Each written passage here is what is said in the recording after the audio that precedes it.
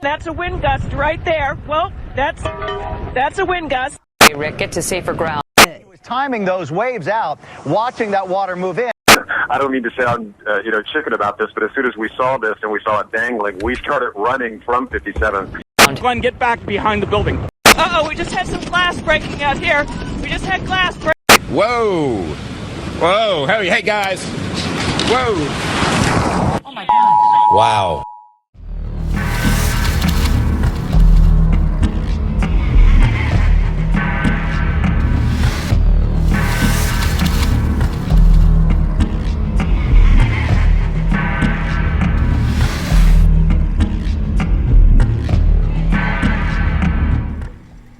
After the destruction caused by Hurricane Sandy on October 29, 2012, Marines and sailors with the 26th Marine Expeditionary Unit deployed to the New York tri-state area to provide humanitarian relief efforts to local citizens who were affected by the hurricane.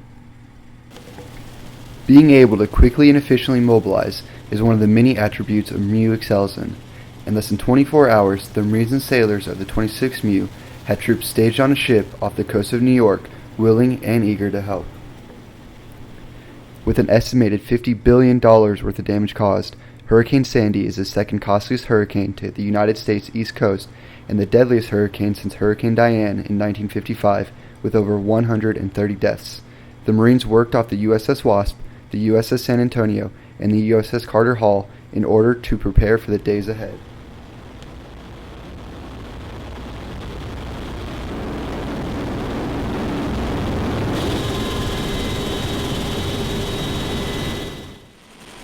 One of the first missions the Marines and sailors were tasked with was performing aerial reconnaissance within the New York tri-state area to assess the damage caused.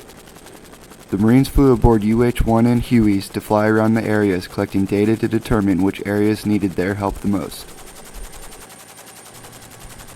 The flooding caused by the hurricane nullified most forms of transportation and cut off electricity to thousands. Many people were even stranded with little to no food, water, or shelter, and needed all the help they could get. Hi, I'm Joseph Monteperto.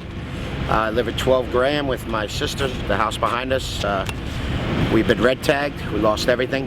The house in front of us, the beach house, got pushed into our house. So it's basically like the Wicked Witch of the West. The house landed on our house and it's gone. I'm Don O'Connell, this is my wife Suzanne.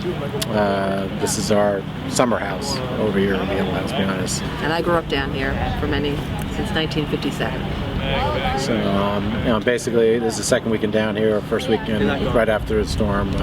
We got out here to get our belongings out and stuff like that. And there's really nobody here to help at that point. So because it was just right after. Once the damage was assessed and the Marines and sailors were given the green light to get boots on the ground, they sailed on landing craft utilities and flew on Hueys, Ospreys, and Super Science to get to the people who needed them most. Coordinating and flying 116 successful and safe flights, over 800 Marines and sailors and more than 45,000 pounds of equipment and supplies were transported to and from ship to shore. With new information coming in by the hour, the pilots of the helicopters, as well as the Marines and sailors on the ground, had to be very flexible and able to execute a mission on a moment's notice.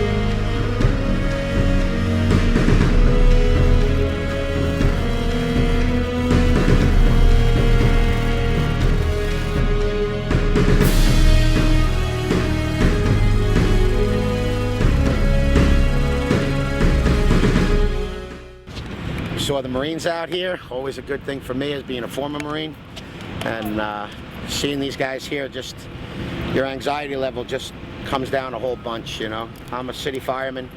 I know how when we show up at the scene, everybody just kind of, everything that's chaotic comes down a whole nother level because you know that it's going to get taken care of professionally. We're very happy to see that the Marines had showed up and are really pitching in.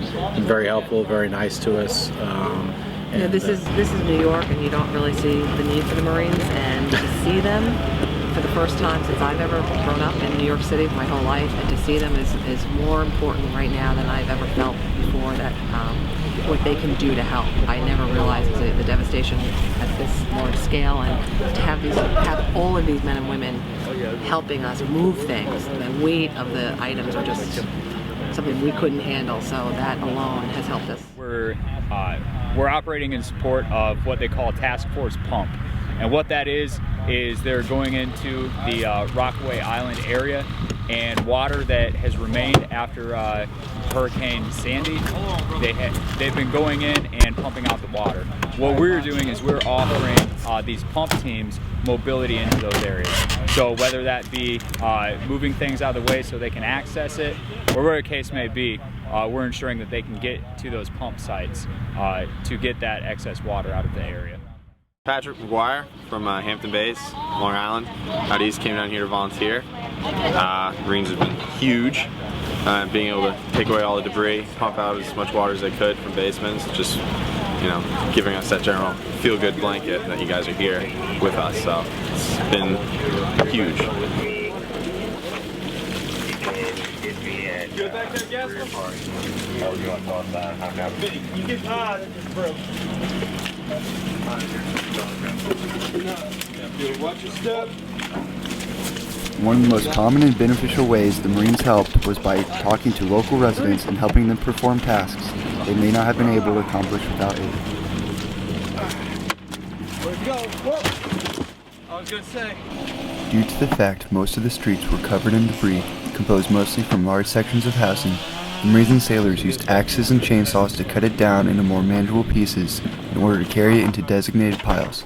Clearing the debris allowed engineers to access flooded areas so they could set up pumps relieving the areas of excess water.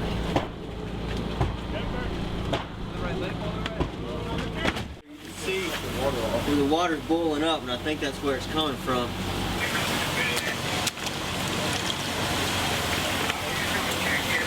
It's on the meter itself.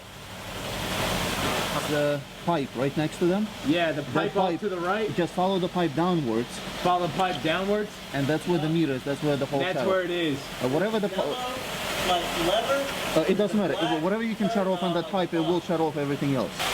Take, put that board on top of it. Watch your foot, man, for these nails. You're gonna get wet. Alright. Woo! Cold. Feel that?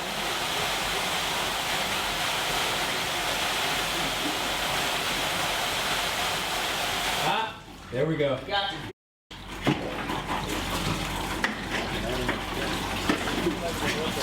Good to see, you know, all the different branches come together. There's always the rivalry between everybody that's here, the playful rivalry, but it's good to see us all come together and get one task done and see that we can all work as one team. So.